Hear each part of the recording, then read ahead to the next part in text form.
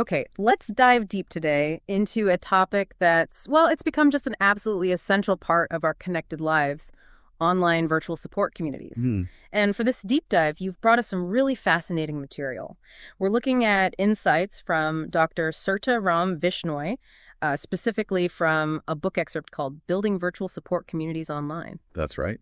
And also a related episode of Lifelines by Supreme Medic, which featured Dr. Vishnoi as well. Yeah, and we did see, just for context, one source mentions Supreme Medic does other things like hospital planning, stuff like that. Sure. But for us today, we are really laser focused on what these sources tell us about building and finding support online. Right, the communities themselves. Exactly. Our mission here, it's pretty simple, but I think quite powerful to really unpack these sources. We want to pull out the key ideas about finding and, engaging with online support that are relevant to you listening right now. Yeah. And the core idea, really echoing what we found in the material, is that these communities offer connection. They offer strength, really no matter where you are on your journey. And that's such a significant point because it really represents a modern shift, doesn't it? It does. In this digital age, the places we might traditionally look for, support, maybe family or close friends, local groups, they're finding these new forms online. Mm. And this just creates completely new ways to connect, to find shared understanding and potentially healing too, across distances that just weren't bridgeable before. Totally. So, okay, let's get specific then. Based on Dr. Vishnoi and the Lifelines episode, what exactly are these communities? How do they define them? Well, essentially, the sources describe them as online groups. Simple as that. They live on different platforms. Okay. Social media, could be Facebook, could be Reddit, Okay. or dedicated forums, specific apps, or just other online spaces really built for connection. And what's the glue holding these groups together? What brings people in? It really comes down to a shared experience. Yeah. That's the core. People gather around some kind of common thread. Yeah. Maybe it's navigating a specific health condition or chasing a wellness goal or facing a big life challenge. Right. And the absolutely key thing, the distinction highlighted in these sources, is the connection you find with your peers. Right. People who really understand what you're going through because they've lived it or are living it. That peer-to-peer understanding, it's described as this really powerful force. It often complements professional help, or sometimes it's just a more accessible alternative. That peer understanding, yeah, that feels like the secret sauce, doesn't it? And the range of topics these communities cover, I mean, based on what we saw, it's incredibly wide. Oh, absolutely. You're talking about spaces for mental health, depression, anxiety, PTSD, chronic illnesses like diabetes or cancer, journeys like addiction recovery. Parenting struggles, grief. Grief and loss, exactly. They seem specifically designed as places where you can share your story, find that solidarity, and support each other through whatever it is you're sharing. Precisely. Okay, let's really unpack this then. Why are these communities so impactful? Why are they relevant specifically to you, the listener? What makes them, more than just another chat room? Well, the sources really dig into the advantages, and yeah, a lot of them tackle very real barriers people face with maybe more traditional support. Like what? Well, what's fascinating is how they kind of flip the script on access. It's not just convenience, it's about overcoming real hurdles. So one huge benefit described is how they break down barriers of distance and time. Oh, yeah. You can connect whenever, from pretty much wherever. And this is just vital for someone maybe with mobility issues or someone living in a remote area, or even just someone with a crazy demanding schedule where getting to an in-person group is impossible. Right. The idea that help, that understanding can literally be just a click away, as one source puts it, that's incredibly empowering. That ability to connect, regardless of location or time. Yeah, that feels like a game changer for so many people. It really is. And another critical point they raise is how the online format helps with anonymity and privacy, which is huge, right? Especially when you're talking about sensitive stuff. Like mental health, addiction. Exactly. Or certain chronic conditions. Sharing openly face-to-face, that can feel really heavy. Maybe there's fear of judgment. Sure. Online spaces often let you control your identity, how much you share. It can make it easier to be vulnerable, to share your truth without that immediate pressure. And that vulnerability within that kind of shared space, that must directly fight stigma. Absolutely. Being surrounded, even virtually, by others walking a similar path, it instantly normalizes your struggles. You realize, okay, I am definitely not alone in this. Yeah. And that feeling is so powerful in fighting the isolation that often tags along with these challenges, Yeah. that sense of belonging they foster. It isn't just nice, it's like fundamental to healing sometimes. Totally. And it sounds like these communities aren't just for, venting or emotional support. They offer more. Yes, exactly. It's a unique blend of emotional support and practical, kind of crowdsourced advice. Okay. So you get the validation, the comfort, yes. But you also tap into this collective pool of lived experience. Coping strategies someone else found helpful, maybe insights into treatment options they explored, recommendations for resources. It's like getting wisdom from hundreds of people who've been there. Pretty much. And plus, this is something Dr. Vishnoi touches on, the act of giving support, sharing your own insights. That can be incredibly fulfilling and actually a really vital part of your own healing process. That's interesting. Giving back helps you too. And the sources also make a point of highlighting the value for caregivers. Ah, right. Often overlooked. Definitely. Supporting a loved one through illness or a difficult condition, that's incredibly challenging. And these groups give caregivers a space to find understanding, to share those burdens, and get guidance specific to their unique role. Yeah, that makes sense. The support network sort of expands. It does. And a couple other quick things mentioned. You also get access to diverse perspectives. How so? Well, you might hear from someone managing the same condition, but like in a totally different country or with different family circumstances. It broadens your understanding, gives you new ways to think about your own situation. Interesting. And there's often a kind of built-in accountability and motivation that comes from being part of a peer group. Yeah. Celebrating small wins together, encouraging each other through the tough spots. Okay, wow. That's a really compelling case for the why. So, all right, given all that potential power, how do you actually navigate this huge online world and find that virtual village that feels right for you? Yeah, that's the practical next step, isn't it? Right. The sources offer some good navigation tips.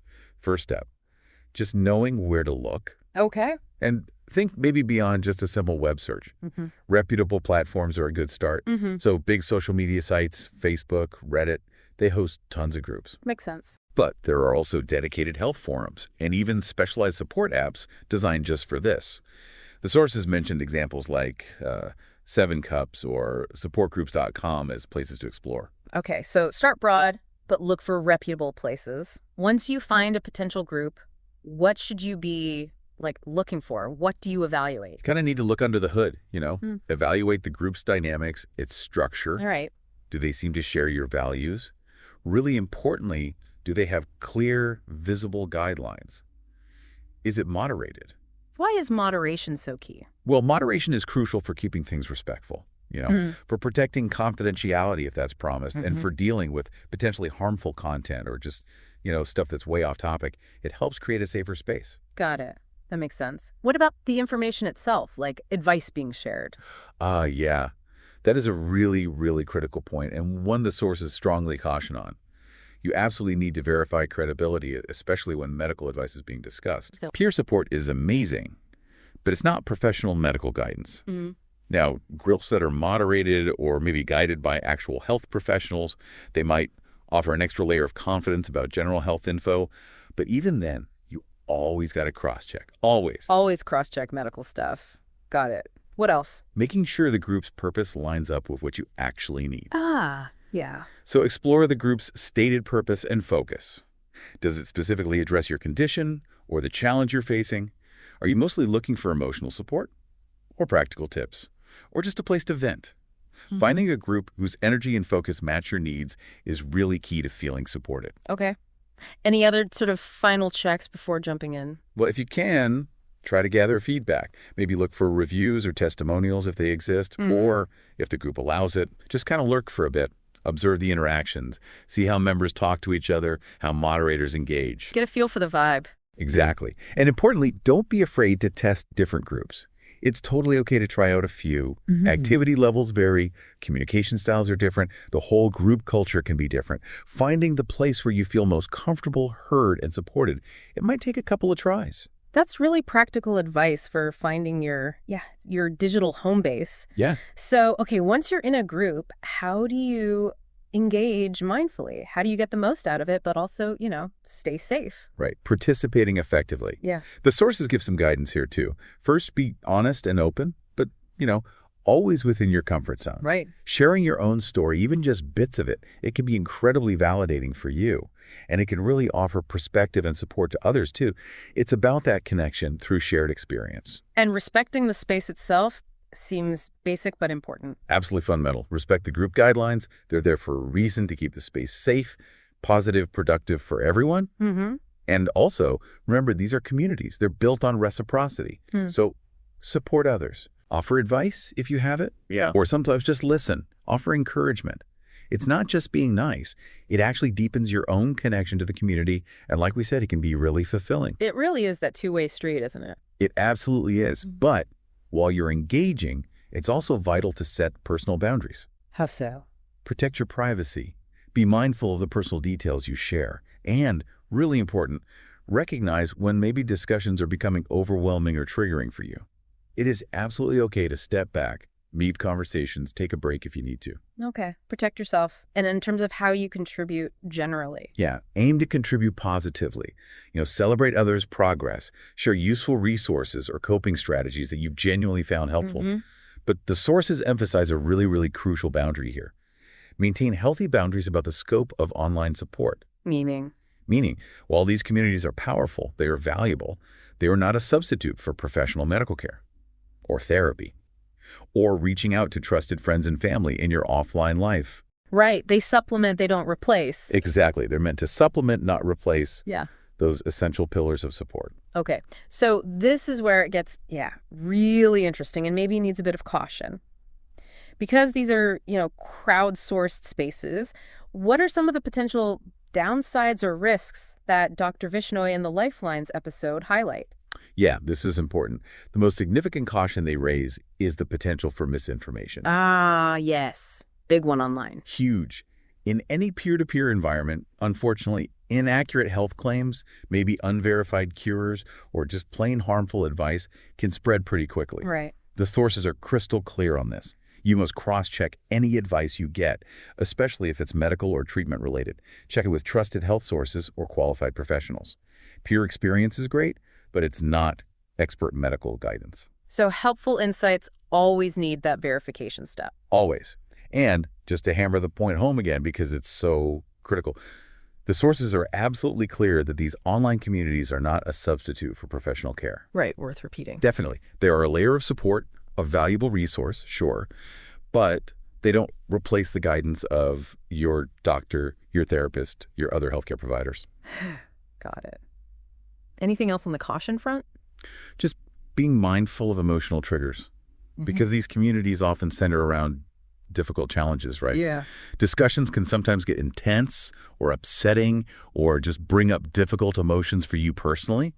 Be aware that that's a possibility and maybe have a plan for seeking extra support if you find yourself struggling emotionally after engaging with the group. That's good advice. Have a plan B for support. Mm-hmm. So this whole deep dive then, pulling from Dr. Vishnoi's insights in the Lifelines episode, it really shows us that these virtual support communities, they can genuinely be invaluable lifelines. Yeah. They foster connection, they offer these unique ways of healing, and they empower people in ways that just weren't easily accessible, even a generation ago. And the core message that really runs through these sources is, well, it's profoundly simple, but also really powerful. Mm-hmm.